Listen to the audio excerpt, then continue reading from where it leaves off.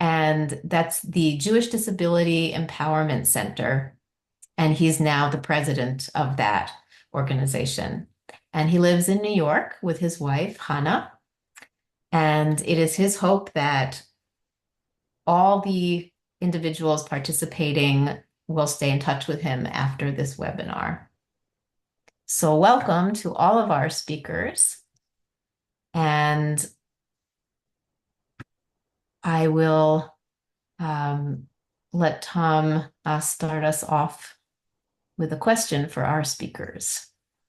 Okay, thank you, Rebecca. And I wanted to ask you,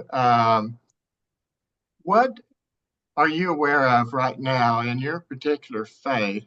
What are some of the worship accommodations that are being made in churches and synagogues and mosques? What's currently being done? And I know that it could be an exhaustive list of things that are being done, but what are you aware of? How are your faith traditions making accommodations so that people with disabilities can be included and find a place of belonging? So we'll ask each person to maybe respond about 5 to 7 minutes and just give us your impressions and share your knowledge about what's going on in the world of disability inclusion. And so I think I'll ask Tori, would you start us off?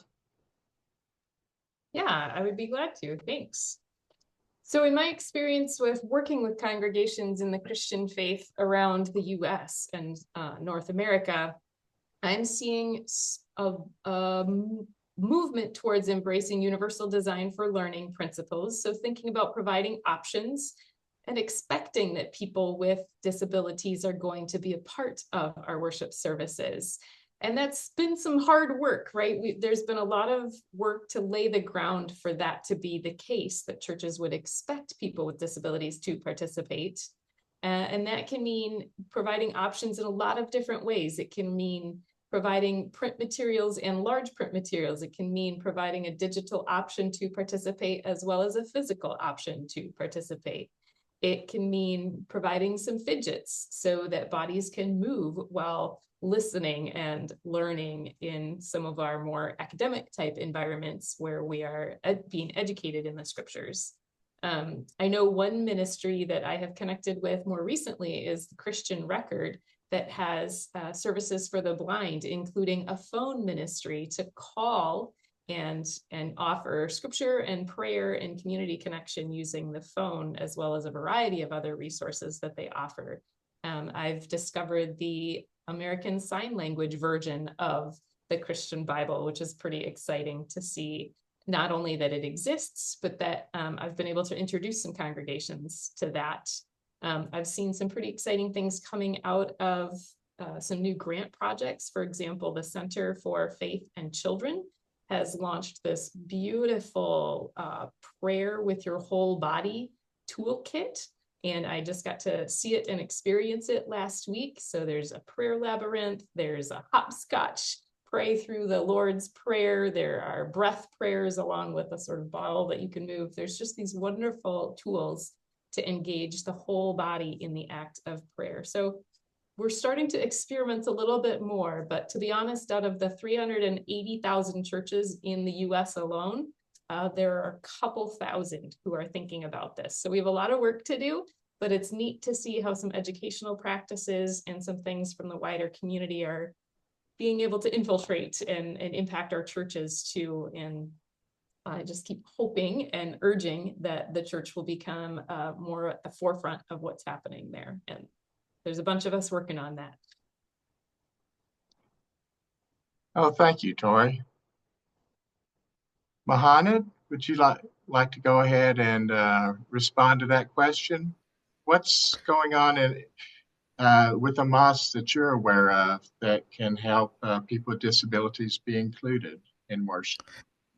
Yeah, so I have a few slides that I wanted to share, which I think some of them are not specific to the Muslim faith. I think all of us as God-centered people, people who want to serve God by serving His creation, we have a lot of.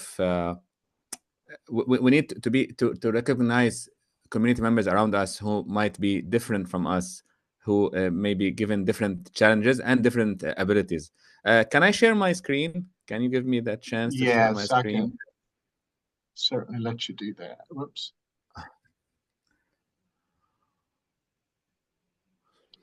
There we go.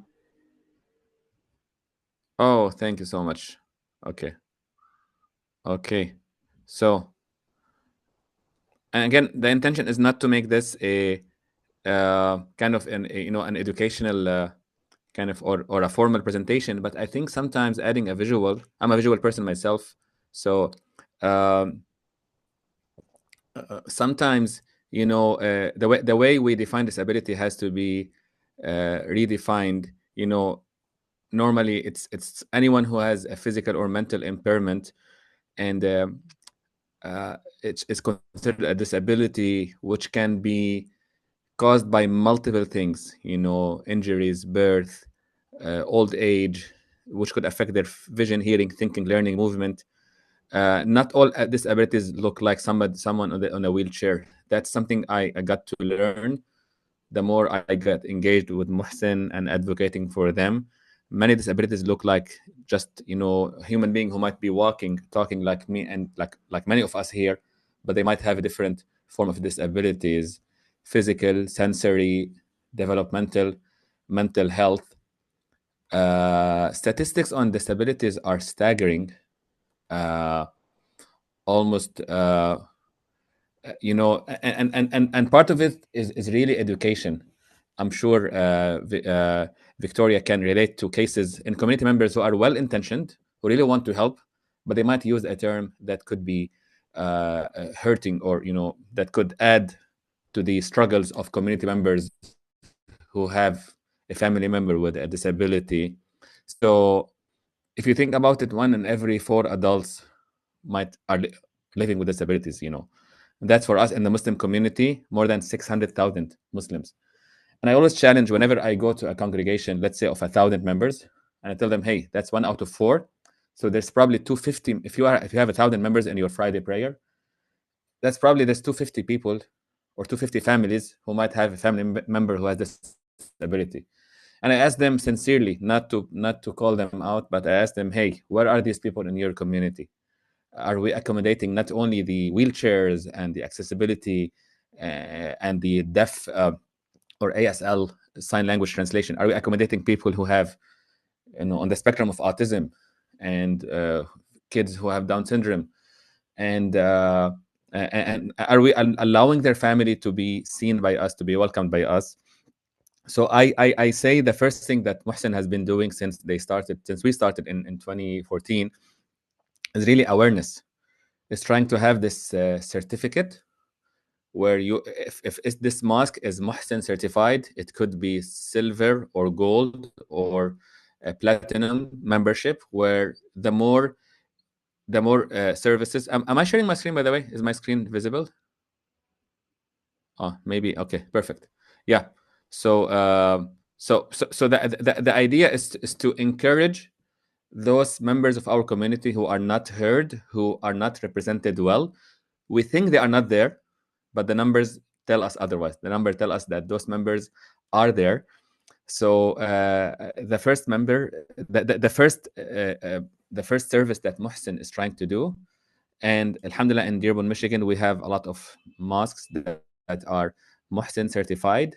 We're encouraging the mosques to get their certification and to recognize that yes, maybe those members who are disabled, maybe you cannot see them in the noise and in the hustle and bustle of the community. If you see thousands of people attending your congregation every Friday, you assume that you are serving all community members, and that's always not correct. Every single person is important. Every family is dear and near to us. So yeah, there are some statistics that show us how, I think it's as we could expect, this is common across all faiths. all faith groups, that many families have these has a member who is challenged with a certain disability, and the challenge for us is how can we serve more servants of God more often. We have to remember that those people have their souls purer than many of us. Their prayers, they talk to God in a different language, and they're connected to God way more than us. They have not been immersed in the materialistic life as much as we are, and that's why yes, we serve them sometimes on the physical level, but we have to understand that they serve us on the spiritual level. So while we have many services, and we can dive into this later, but the first thing we are doing on our side is the awareness. It's the trying to have to educate our community members about the guidelines, about the best way to serve other creations of God. I think this is maybe the last slide I wanted to share, that this is a survey that we did recently about the types of disability, and across I think this was 1,000 participants across multiple states, and as we can tell, there's no one type, there's no one way to serve this huge crowd of worshippers of God, and that's why we need to be cognizant about the different needs that the community has. So when you speak, they'll hear. Stop sharing. Oops, Tom, you are muted. You're muted. Yes, thank you. Thank you, Mohannad. Appreciate your slides there and your comments. We're very pleased to have Rabbi Michael Levy with us, and we were victorious over some of our technology challenges. And so, Michael, we have introduced you and told the audience about you. And the question that I have asked the other panelists is, what are you aware of?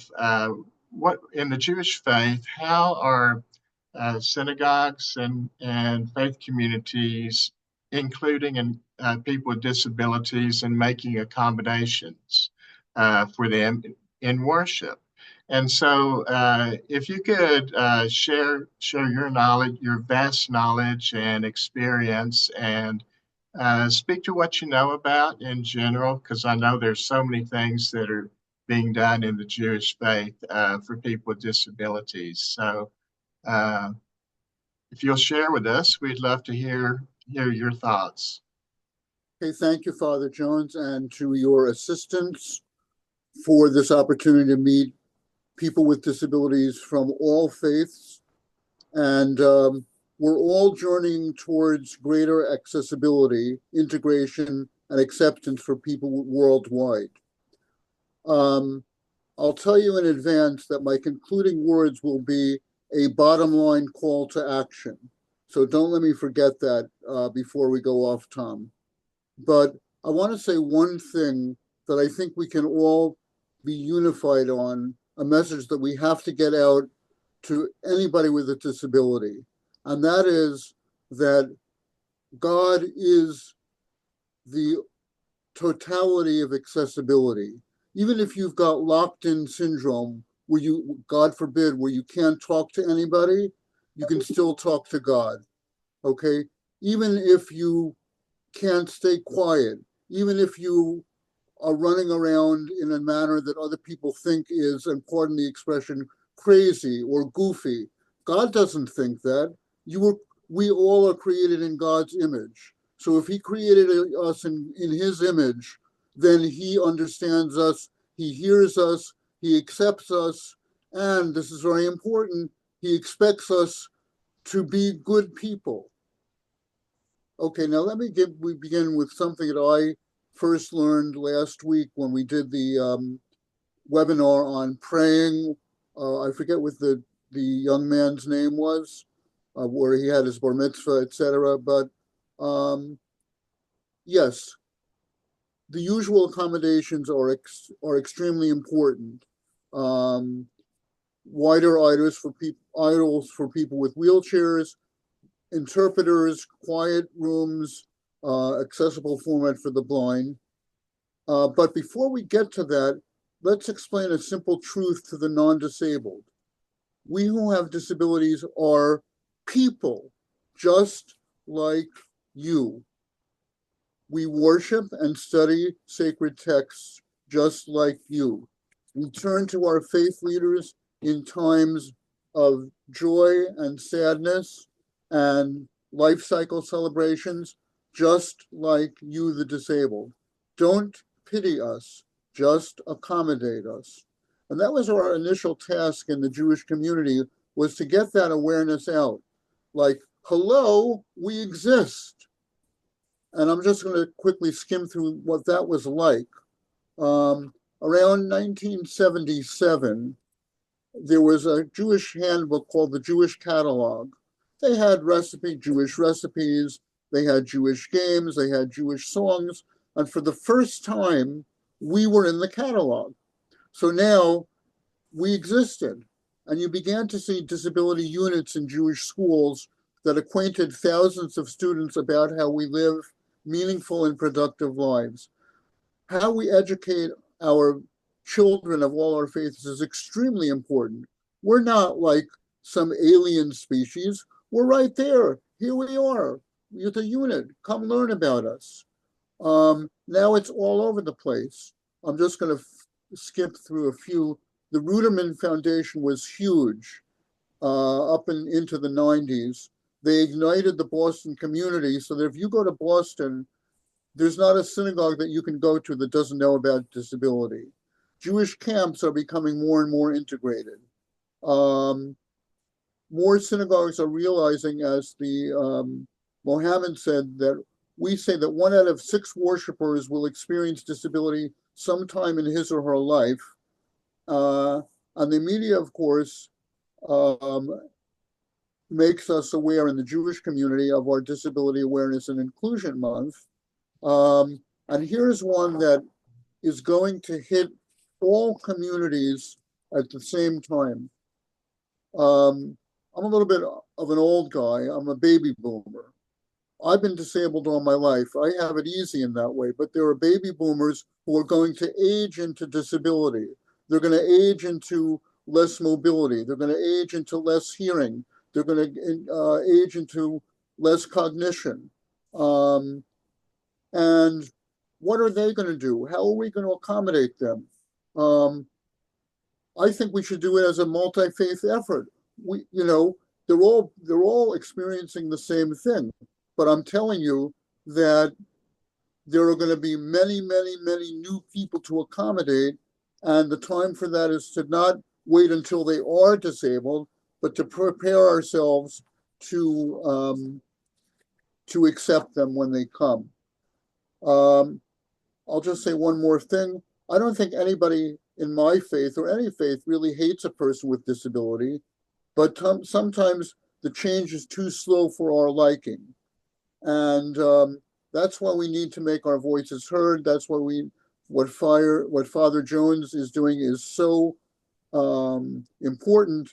And that's why we have to get to the higher ups. Everybody's doing their small efforts. We need to get to the higher ups, and I think I'll stop there. But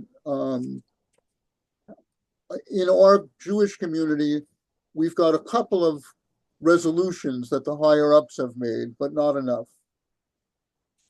Michael, you just mentioned about people are afraid. One second.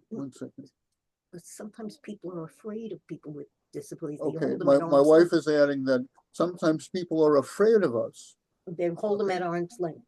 And they hold us at arm's length. The way to get around that is just to put feet on the ground. Hi, I'm like your grandpa. I give you treats. Yes, I'm disabled, but you want a lollipop? Here's a lollipop. I got 11 grandchildren. That's why I'm fixated on grandchildren. Okay, I'm ready to move on, Father. Oh, okay. Thank you, Michael.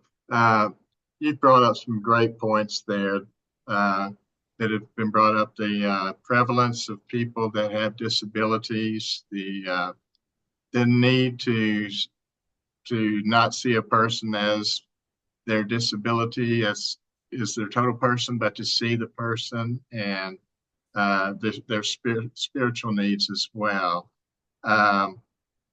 And then to some of the fear that still exists, that does exist, in ministering to and just encountering people with disabilities.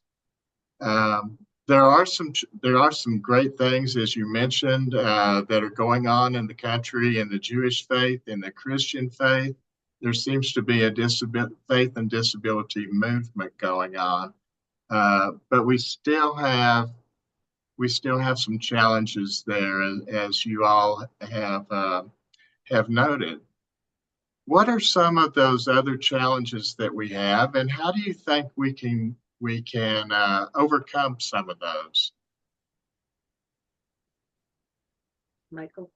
Okay, let's tell it like it is. It's all in the preamble of the Americans with Disabilities Act. Okay, and I'm going to say this, it's a little controversial, but African Americans have Juneteenth. Okay, it's a legally federal recognized holiday. Okay, it recognizes the effects of racism. Okay, we should have a federal holiday that recognizes the effects of ableism. Okay, we're still, in many ways, in certain ways, we're still less than slaves. I'm not going to go into it now. By the way, anybody who wants to can talk to me anytime about it. But the preamble of the Americans with Disabilities Act says it like it is, and this is going to hit hard.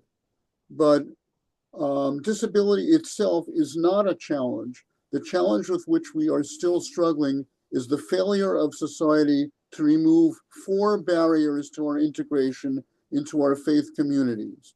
And here are the 4 barriers. I'm going to put them in a religious context. Inaccessible transportation. If your faith community is having a retreat in some nice hotel upstate, out in the middle of nature where you can commune with each other and with God, if they have a bus that's not accessible and you're in a wheelchair, you're home. Okay? You know, they can say everything they want about how they love people in wheelchairs, how they respect them, but without removing that barrier, you're home. You're stuck home. Now, architectural barriers. If the site of the chosen retreat has steps and no elevator, or if the worship and study areas are inaccessible, then you're cut off from many of the activities of the retreats. So we have to get it into people's heads. When you plan religious events, whether they be every day or not, it's not just, well, disability is one month a year, one day a year, you know, it's everything. It should be on every agenda. Just like you make sure that people have enough lighting, even for non-disabled people, you got to always have on your events checklist, what about people with disabilities? Let's go back to the retreat, communications barriers. Are the retreat materials in accessible format? Do you have a qualified interpreter or virtual interpreter? Okay. What about people who are nonverbal? How are we going to make sure that they can express themselves and they can be understood? And what about a favorite thing of retreats? Chat rooms, sideboards, okay? Some of us can't participate and be in a chat room at the same time. We have to educate people about that, okay? We have to educate them that if you're planning a retreat for July, you better start planning it in February so that you can do all these accommodations. And here's the big one, attitudinal barriers. That means get to know us as persons, not just through sensitivity training, which has its place, not just through literature, not just through movies, okay? Lior had a movie last week, it was great, okay? And he won a prize, he won first place. However, the problem with movies is that people say, oh, I saw that movie. Now I know all about people with disabilities. I saw My Left Foot. I saw The Elephant Man. I saw Children of a Lesser God. Now I know everything there is to know about just disability. We have to counter that with, and I'll use a military term, feet on the ground. We have to be everywhere, every month, in every community. Get us out there. Um, the pace is slow. There are fits and starts. Um, there are many rabbis who want to join us, but they've been burdened with a lot of other things. But we're on the journey, and let's do it together. Okay, thank you. Mohannad, any thoughts, or Tori, any thoughts on things that we still need to overcome to have full inclusion in our faith communities? Go ahead, Victoria. Tori, go ahead. Okay. May, maybe in order just to add to what Rabbi Michael was beautifully said, and I was touched by your words, and that are coming really out of not only struggle with inclusion, but also your long activism and fighting for basically people of to be included in multiple spaces of worship. So really appreciate, and I pray for your success in this journey. And I'm happy to be part of this panel actually. So if I want to add to that challenge, it's really I think the main challenge is maybe the ignorance and people trying to act out of well intentions and being nice and being sincere, but without being educated, without talking to different people with disabilities and learning how can they best help.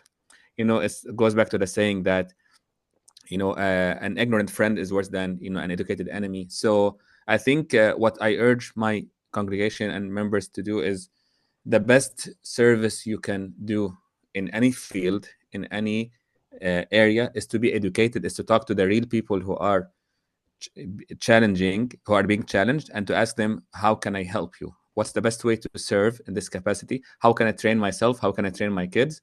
And I think the biggest challenge, as Rabbi mentioned, that sometimes we treat people who don't look like us as very different. I don't like to use the word alien, but I've seen it before, where when we first held the deaf class in our mosque, that was like maybe 7 years ago.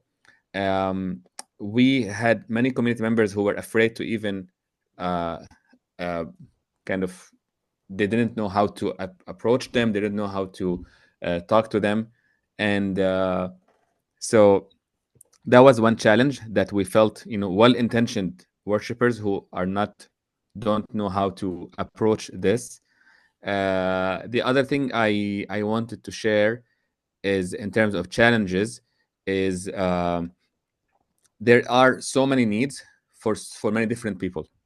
In our Muslim community, we have people from all races, African American, Arab, from the subcontinent, native, indigenous communities. So we have people.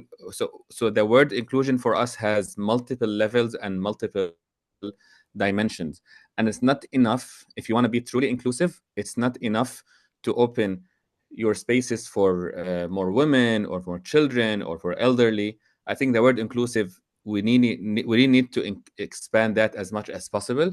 And that's something that the more the community grows, the more we have bigger mosques and more people joining the faith or coming from different parts of the world, the more we have to always ask ourselves, are we truly inclusive? That's always a challenge. And that's the beauty of these events. They always remind us about, how can we be more inclusive? Because you cannot be as inclusive as you want to be. It's certainly a challenge to meet those needs, and I think you hit up on an important point about being aware of people who have disabilities and some of what their needs are, to become more inclusive as a faith community and as a church, mosque, or synagogue, or whatever place of worship you go to. It's I like Rabbi your idea of having a day where we recognize that just to increase some awareness there. Uh, Certainly something to possibly work towards. Tori, I know you've done a lot of work with Barbara Newman about some of these same issues about recognizing people with disabilities as people and as having spiritual lives. Would you like to share some of your thoughts there? Yeah, thank you. And I'm just really grateful for the thoughts. I've been jotting down notes, and I want to quote you, Rabbi and Dr. Hakeem. I'm just soaking in all of the wisdom that you're sharing, because I think it's so true that we do have these barriers. And I love the idea of faith communities maybe being the ones who would spur something to happen so that we have a disability day in the US. I think that would be a brilliant thing for us to do, and something that needs to come from our faith communities, because people with disabilities should be at the center of our faith communities, not on the margins. But something that you said, Dr. Hakeem, really resonates with a lot of the things that I've been working on for a while, and that is that unknowns, right? When we have so many unknowns, then people are going to react with fear or just doing nothing.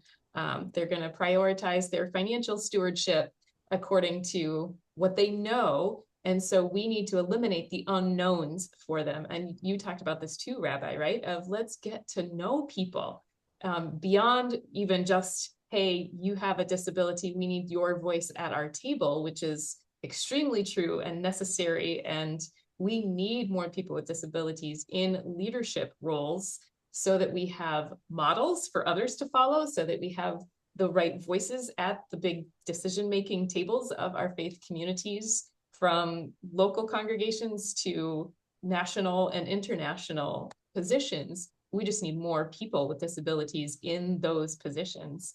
But I think, yeah, it's a matter of educating and eliminating the unknowns. And yeah, I followed Barb around for 20 years because she had this addictively kind way of addressing this in communities and helping to point out the fact that there just simply weren't enough people there who were missing. And I think that's sometimes the important question for us to ask ourselves as faith communities is, who's not here worshiping with us because we've been exclusionary in our practices, in our architecture, in our communications, in our lack of preparation, our lack of expectation, and in our attitudes. If I could share my screen, I just want to share this in case people have not heard about this before. And Rabbi, I will do my best to describe this. It's simply a visual showing us what's been known as the 5 stages of changing attitudes. A good friend of mine, Dan Vanderplatz, worked on this when he worked for Elam Christian Services, and he worked with adults with disabilities. And he just really names it really well, that the stage 1 is simply ignorance, that we don't know what we don't know. And if we don't know people with disabilities, if disability hasn't impacted our own life, I think you've already pointed out, hang on, it's going to, right? But that we need to move on from that. And awareness is what moves us on from that stage. But what we can land in quite often is pity for people with, you name it, right? We might say a person with a cognitive disability or blindness, right? Whatever it is that seems foreign to our experience, we might pity that person because of what we perceive they are missing out on. And so thankfully, access for people with disabilities moves us further along in our stages of attitudes. And we can get into care, which is also always going to be necessary. There is always going to be caregiving involved in life with disability. So I don't want to say that that isn't ever going to be necessary, because it always will be. And quite often, and quite frankly, caregivers need more support sometimes than the person with a disability does. And I've actually been a part of some things with an organization called the Lucas Project that's really trying to be awareness to the caregiver side of the story, and what's needed from communities in general to support caregivers whose lives are being poured out to support their loved ones with disabilities. But I think for those of us in faith communities, we need to realize that we move on from that too, right? That our faith communities are not just here to care for people with disabilities, that we need to be spurred on to next steps. And that happens through integration or doing the same things at the same time. Would be friendship, right? And having things in common that we do together. So encouraging adult foster care homes and local congregations to connect and just do things together, whether it's yard work or playing a game or just having ice cream together, whatever it might be, right? Just consistent contact, doing things that create commonality and help you to have fun together, and just developing friendship, because then we care about one another and our futures. Futures. But then there's actually a further step yet, because I think that can be kind of where a lot of faith communities feel like, okay, we made it, right? If we've got friendships with people with disabilities, we've done the thing. But it really goes on further to that, to say we are all co-laborers in this work of building up one another's faith. And that takes engagement. And that takes, like I said, people with disabilities in leadership positions, and all of us thinking about how are each one of us building in the right level of support for full engagement in the faith community, so that we're all building one another up. And that's really what Barb taught me so much, is this idea of we're all puzzle pieces and we all fit together, and each of us comes with strengths as well as needs for support. And so if that's just the human way of being a part of a community, then why would we expect it to be any different for people with disabilities? They also come with gifts for the community as well as needs for support. So it should be natural for us to say, we're a part of a community, we're going to need support. And you're a part of the community, you have gifts for our community, but you also need support. So let's just figure out what that looks like for you. Thank you, Tori. And you carry on your teacher Barbara's message well. Some really important points just to lift up is the visibility with leadership with people that have disabilities. At our church, we recently had a retired minister in a wheelchair, give our pastoral prayer and do children's sermons. And so it's important for congregations to see people in leadership roles, to see people in disability who are participating in leadership roles or parts of our worship services, and just raise the awareness there. So important. And the other thing I picked up from what you were mentioning too is that relationship. I think Eric Carter has, in some of his research, it says what people are looking for are relationships, parents and people with disabilities. And I know so many people that have gone into disability work who have been impacted by one relationship with somebody who had a disability or family member, or maybe they experienced disability themselves, but that relationship is so important to establish that, no matter where a person may attend or what faith they may be. Thank you.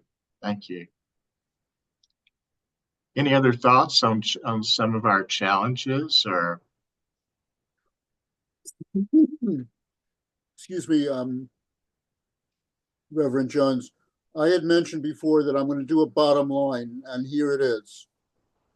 Okay. The question I have is, who didn't we reach for this webinar today? Okay. People who don't have computers, many of them didn't know about this. I'm not saying this is all our responsibility, but how can we start including those people? What about doctors who think that they know everything there is to know about disability and treat us like patients? We should be in the medical schools. There should be courses on disability. There's the way that they follow non-binary people sometimes, or Blacks, to see what their lives are like. Let a medical student actually work with a person with a disability to see what it's like. Yes, your medical books are important. Your exams are important, but live with us. Figure out what we do. Okay. How do we get nonverbal people to participate in our seminars? Then, of course, there are people who say, well, yeah, I'm disabled, but everything's fine. We're sitting pretty. You know, I'm a disabled lawyer. I'm a disabled accountant. I don't need anything. I've got everything I need. I'm going to get, I have to get a little political here, okay? There have been indications that the incoming administration is not going to make it as easy for those of us with disabilities as the previous administration did. This is not a political statement, it's a reality. Okay, if you're slashing federal employees, when you try to get on and get something that you need, it's going to take you a lot longer. Okay, and you may have people who just got hired and their predecessor had 15 years of experience with people with disabilities. They have none. Okay, I don't know what to do about this. I don't know how to address it. What about Starting with your congressman. well, yeah, my wife says start with your congressman. I don't know how to do it. I'm not a political strategist, but maybe all people of all faiths should go to Washington, have a day, have a media day, have a legislature, do something. You know, here we are, Donald. You know, you could, you know, Donald, what happens if you become disabled? Think about that. Okay. You know, look, the guy, again, you know, why don't you keep your hands off the mouse for a day and see how much you can do with a keyboard? Okay, I'm going to stop here, but I hope that next year, and this is my prayer, let's do this again in 2026.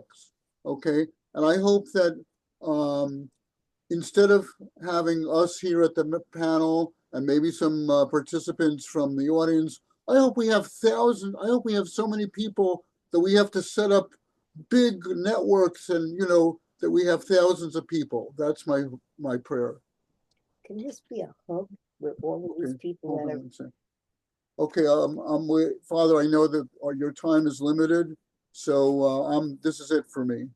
Okay, well, thank you for your call to action.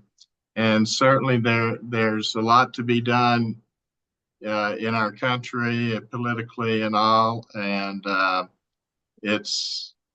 we need a presence out there to advocate for people who have disabilities and their families, and it's so needed. Let me bring us back to our faith communities a little bit, and as we go towards a time when we can have some questions and answers. Any other thoughts about what things we need to do in order to make our worship and our faith communities more inclusive? Any accommodations or what do you think what is needed? Any other thoughts about that? Okay, well, I'll jump in. We need to talk to the people in all our faiths who promulgate the laws, the policies, and practices. I mean, I'd like to know if you can't kneel on a prayer rug because you have neuromuscular issues, what does the law say? Okay, if you can't drink from the chalice because you're immune suppressed and whatever it is, or the wafer, I'm not familiar, but what do you do? I will tell you that I think in most faiths now, seeing eye dogs are accepted and welcomed. It wasn't always that way. But we need to train not to tell our lawgivers what to do, but to tell them what it's like for us, you know, and if they have to look into and the other thing is texts, you know, just because an ancient priest in Israel couldn't approach the altar if he had a disability, that gives you no right as a faith leader to say that, well, just because of that, you can't participate in our services. People are very careless and reckless with biblical text sometimes, and we have to train them. Yeah, I think a disability theology needs to be built into our way of operating and the way that we get dogmatic about our traditions. You know, are we doing something because this is our tradition, or are we doing this really because it's at the core of our faith? And yeah, ask those questions. How does a person participate if they can't speak it with their mouth or ingest something or do that movement?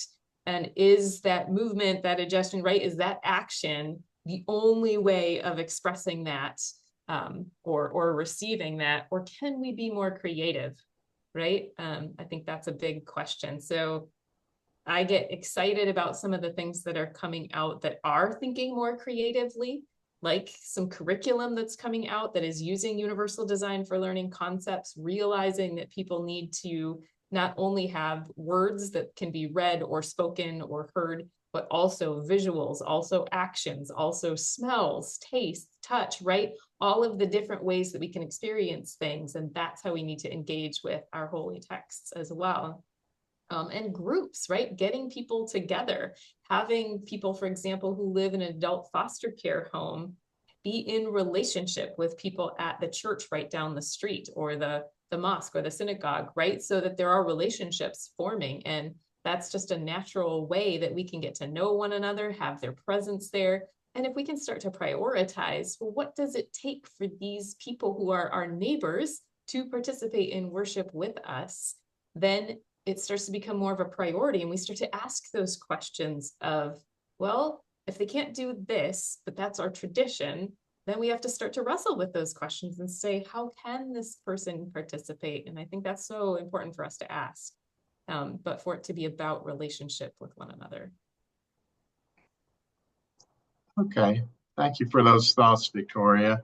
So good. Mohannad, any? Yeah, maybe some final thoughts in addition to the great ideas is to really focus on education, and to add to the education to the members of the disabled communities, and also while as Victoria mentioned, to apply universal design principles. I personally learned about a beautiful project that Muhsin is doing with weekend schools, where they are trying to really make learning accessible to children on different sides of the spectrum. And this required a lot of thought, a lot of dedication. This was a project that took years to complete for different grade levels. And from an economic standpoint, if you want to put all the ROI metrics and stuff like that, some people might think it's not worth it to develop a curriculum for a few individuals. And this is where it's tricky, because in our spiritual centers, should not think about the ROI. One person is enough to turn the whole world towards them. We have a famous surah in the Quran about a companion of the Prophet, peace be upon him, Prophet Muhammad, who was blind. And the Prophet frowned in the face of a blind man, because he was talking to chieftains and important quote and air quotes political people in the community, and he was giving them their speech. And the blind man, Abdullah, he was asking him normal questions, and so the Prophet, peace be upon him, frowned in the face of a blind man, and he turned away. And Abdullah did not know that the Prophet frowned in his face because he was blind. However, God in the Quran revealed a whole chapter rebuking Prophet Muhammad for frowning in the face of a blind man, because he should give him enough attention. He should not say that such and such person has a higher priority than a man who is not only blind but also from a middle class kind of social standard or social status. The idea here is that allowing more resources and investing more in educational resources that accommodate different needs of the community. That's one project that I'm not going to say it's complete. It's way in the early stages. I have kind of this quick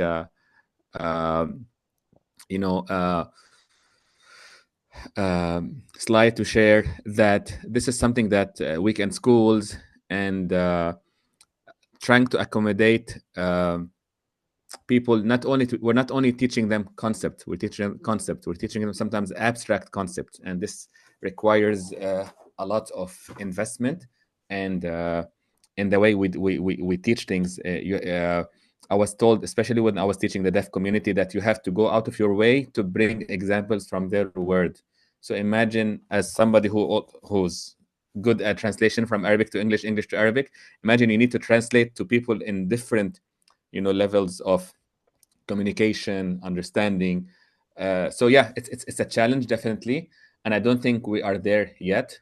But I'm so happy to see also more leaders from our community who might be mute, or blind. I remember one time, and that's the last story I want to share. One time we had an imam leading us in the prayers in Ramadan, and that imam was blind himself. And he was reciting, this was an emotional moment for me, because he was reciting chapter 12 in the Quran, the story of Prophet Joseph and his father Jacob, who lost his eyesight. And then I'm sure this story is famous in different traditions and faiths. And he was reciting that moment when the bearer of the good news arrived, telling Jacob that Yusuf is still alive. And he cast his shirt over Jacob's face, and he regained his eyesight. And that imam who was reciting this verse for us, he was in tears when he was reciting this. And the whole mosque was in tears. Because for me, I've memorized the Quran, so I know this verse by heart. I heard it multiple times. But when I heard it from an imam who was blind, and he put his heart, his emotions, his soul into imagining that moment, that sincere moment when Jacob regained his eyesight, maybe he was praying to God, oh, maybe God, I want my eyesight back. Maybe he was telling God, hey God, I don't want my eyesight back because I have insight, and insight is more important than eyesight. His heart sees maybe more than what the eyes can see. So that was an emotional moment that no other imam could have been captured to us, because sometimes you read the Quran or the holy texture with your lips, with your voice, and that imam was reading with his heart. So again, you have to remember that we are faith-centered. We are the source of spirituality for America. And I want to second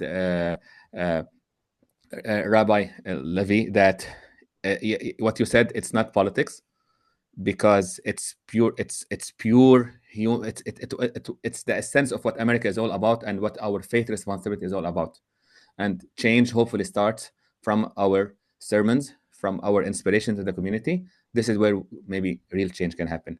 So amen to your prayer, and I would love to join you on any way to join forces and bring more attention to this important part of our faith and our country. Thank you, Mohannad. And we share that story of Joseph in all of our faiths, the Christian, Muslim, and Jewish faith. So I thought it was apropos that you mentioned that, and we too share the same concern for those with disabilities, and been touched by those leaders who have disabilities as well. And so that's one of the things we hope to realize, is we have so much more in common than we realize. And so thank you for helping us to realize that, and the need for leaders to be trained, our future leaders to be trained in disability theology or inclusion theology as something that happens in all aspects of our faith communities, not just for a few kids that may have autism or Down syndrome or something. Inclusion affects every aspect of our faith and our all the programs that we have. Kudos to what you were sharing, Mohannad, about the things that are happening, and the slide that you showed about the respite care, and the weekend special needs classes. I've been very impressed with what Muslim has been doing as far as meeting the needs of those in the Muslim faith um, that have disabilities. And I know you're part of that organization and very proud to be, I'm sure. But so impressed with the work that they're doing. And, we actually work with Musson on all of these multi-faith webinars, and they help us provide great speakers like yourself, Mohannad. And fortunately, we have some contacts. Rabbi Levy have very glad to have connected with you through some of our webinars, and Tori, have learned so much from you and your work with different organizations, and so much admire that expertise that you all have. I think I will turn it over to Rebecca. I think we may have some questions from the audience.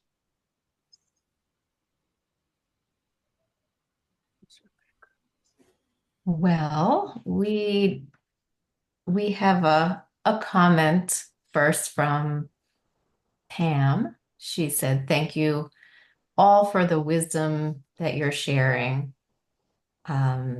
And I just had a quick comment that I wanted to share before I ask a question or two.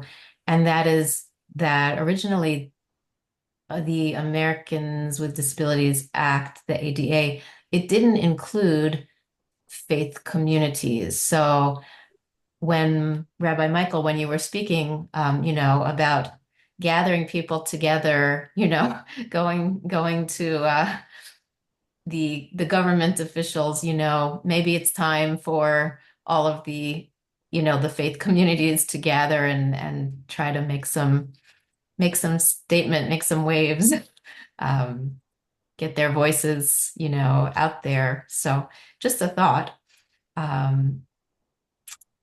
And I have a question or two.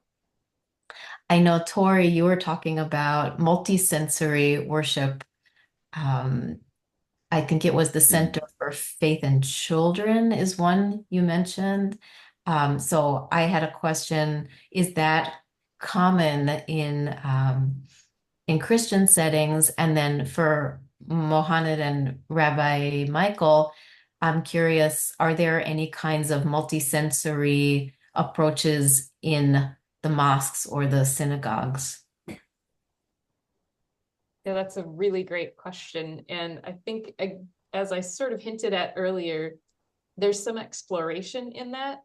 And it's interesting if you actually compare denominations and traditions, we have our various things that I would say really add up to multisensory worship, whether that's the use of a shofar to signal things with sound, whether that's a bell choir, for example, using sound. We actually, as a group of us in the Disability Ministry Network, that's a Christian gathering of different leaders around the country and in Canada who are thinking about disability in our Christian context in serving multiple congregations, we actually all gathered different pastors and worship leaders to say, what are your churches doing that is multisensory? So what are you doing to engage the sense of smell, to engage the sense of taste, to engage auditory and visual and tactile? And we had loads of responses that had to do with use of words, and quite a bit in visuals and quite a bit in sounds. But as you can imagine, pretty limited in smell and taste. And interestingly, I think there's a lot that we're not realizing we do with touch. Some of which can be more challenging. For example, a person who struggles with perspective taking and social cues, or just doesn't like germs, might be pretty upset about having to pass the peace, which is a common tradition in many churches. So that's, an actual touching of the hands as we pass the peace while we say, a saying. And so there are some things that I think can offer both the sensory engagement that we're looking for, but then again, we also have to think for those who aren't going to participate that, or who need extra support in order to participate in that, including things like the Lord's Supper, right? If we take a wafer or a piece of bread, a drink of wine, how we take that in, and all of those things. Are there gluten-free options? Are there sugar-free options? Right? So just thinking about all of that goes into what we call multi-sensory. That's kind of the world that I'm really excited to be in right now and to think a lot about. So I'm just sort of gathering data from everywhere I can right now. What are churches actually doing? And then how is that working out for different people? And what is making that inclusive for people? And what is making that an exclusionary practice because of the options that aren't available or because of what it demands? And so what might be the supports we could put in place for that? But I am hearing more and more about using the whole body in prayer. And so not just relying only on spoken and heard words. One of the things that I engaged in is even using cloth to sort of demonstrate and add a visual and a tactile component to the cloth being in front of our face, for example, for praying about those times when God feels unpresent with us, and weaving it around us to pray about those times when God is with us. Right. So just there's so many different ways that we could explore this. And one of the things that we did in our gathering time was actually had fish nets to touch and then real fish to try and taste as a part of our worship. And so kind of one of my new phrases is fish guts are worship too. And I don't eat fish, like it makes me gag. So it was quite a thing. I want to mention a couple of things, and I think you'll understand it. We who have disabilities have to take control of our worship centers. That means is the following. It's not like we're going to riot or anything, but let's say you're all ready to come into synagogue for a great service, and then it turns out that Frank, the custodian, who has the key to the elevator, he got sick. He didn't come in today. Okay, all of a sudden you're all there, you're all dressed up, you're out of it. So what's the solution? You keep a key. Okay, let you have the key. Be proactive. Okay, that way you can get in. The other thing is, I think we can all make a checklist of an events checklist. Okay, somebody can be stopped who is chemically sensitive by the wrong carpet cleaning fluid. Okay, it wasn't done intentionally. You know, you got a good deal on at Genevieve's or wherever you go for this stuff, and you brought the wrong fragrance thing. If you have an events checklist, all that gets checked off before somebody even gets into the service. Okay.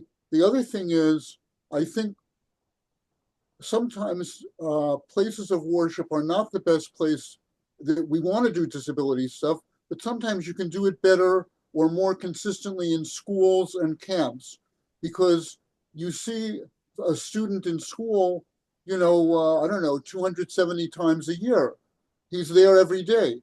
Start doing stuff in the schools.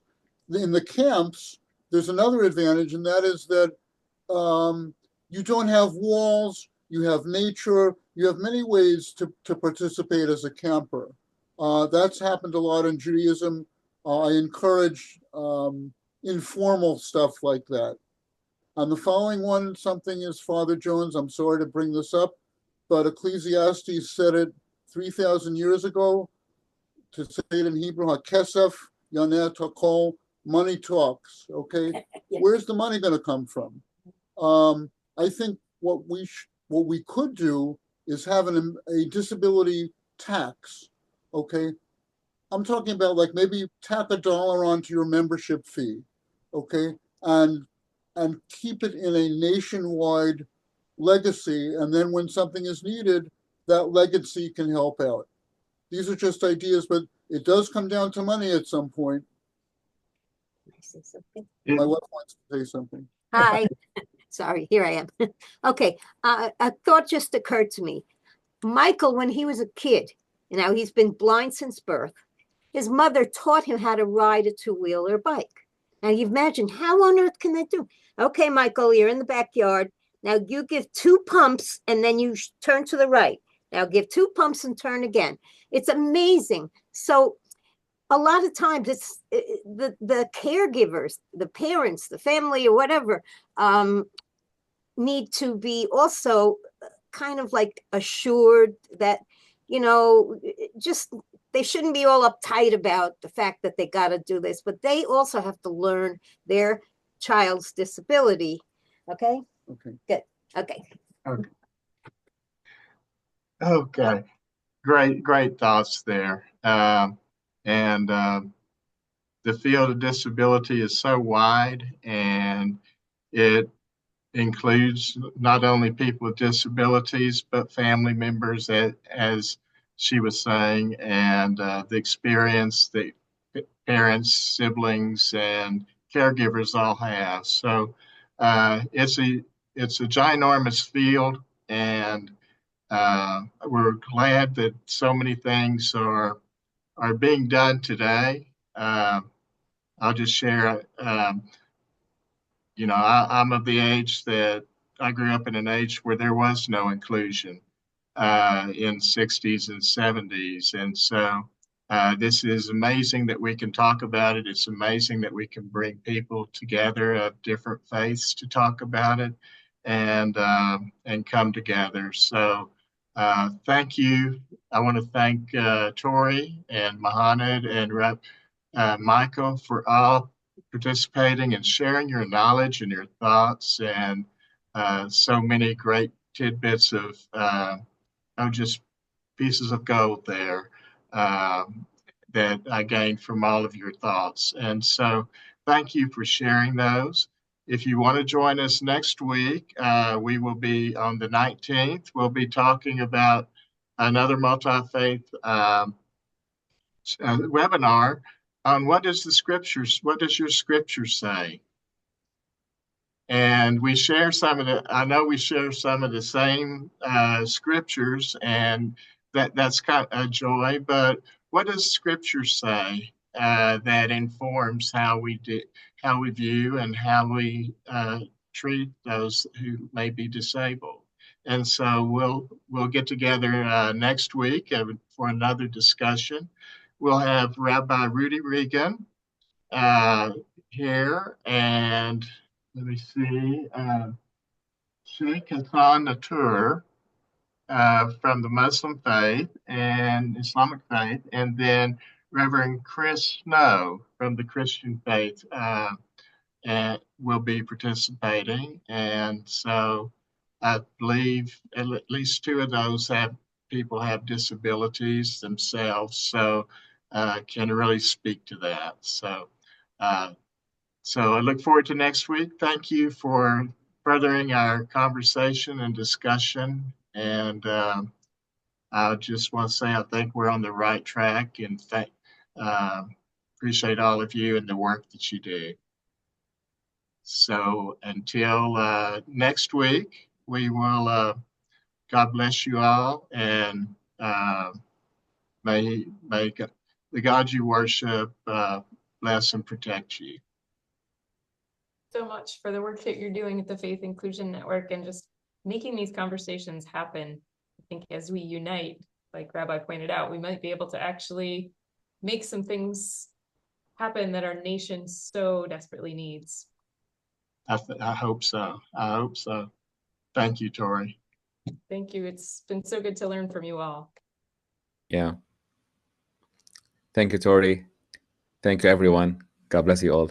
Assalamu alaikum. Thanks, Mohannad. And you'll be with us next week? Sheikh Hassan will be there, but I will be joining, inshallah. Okay. I'll be joining. Okay, great. Sure, we're glad to have you, and thank you for staying up so late where you are in Lebanon. It's all good. Thank you so much. God bless you all. Assalamu alaikum. Bye-bye. Rabbi Levy, thanks for persevering there till we got our technology things settled. And I appreciate all of your comments, Michael. My pleasure.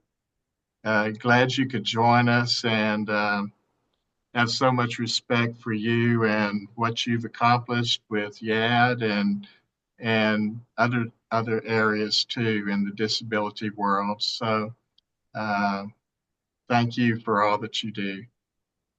Thank you. We'll keep in touch, okay? Okay, absolutely. All right. And I owe you a recording. So I haven't forgotten, but I will send the recording of oh, I think it was accommodations curriculum adaptations. Okay. So I think you need to take a break, Reverend.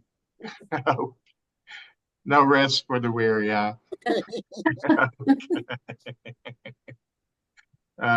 Take care. You too. Thanks, Rebecca. Sure. I had more questions, but there wasn't enough time. So I didn't know. Wasn't Email sure them if to anybody. us. Email them. okay. Yeah, but I appreciated all that you shared, Rabbi Michael, really. And yeah, I'd like to learn more about Yad. I didn't know about it before. Wow. That's great. Okay. Yeah, I did a little research and history on Rabbi Levy, and it's quite a story. Quite yeah. So I do know from experience, Rebecca, if you email Michael, he's going to email you back, and you'll get a lot of information. Good. So okay, well, we'll get this recording out to people, and look forward to seeing everybody next week. What's the date of that event next week? It's let's see, Wednesday. I think it's the 19th. Yeah, it's the 19th. It's on a Wednesday, 1:30 to 3 or 2:30 to 4 your time. Got it. And I will be sending, you're on my mailing list because you've gotten emails before from me, right? Yes. Okay. So I'll be sending out a link, and that will just be a link that you can, well, you'll register and then you'll get the link. So Very good. We'll get that down, and hope you have a good rest of your day and rest of the week. Amen to everybody. Okay. Take care. Bye. Bye. Bye.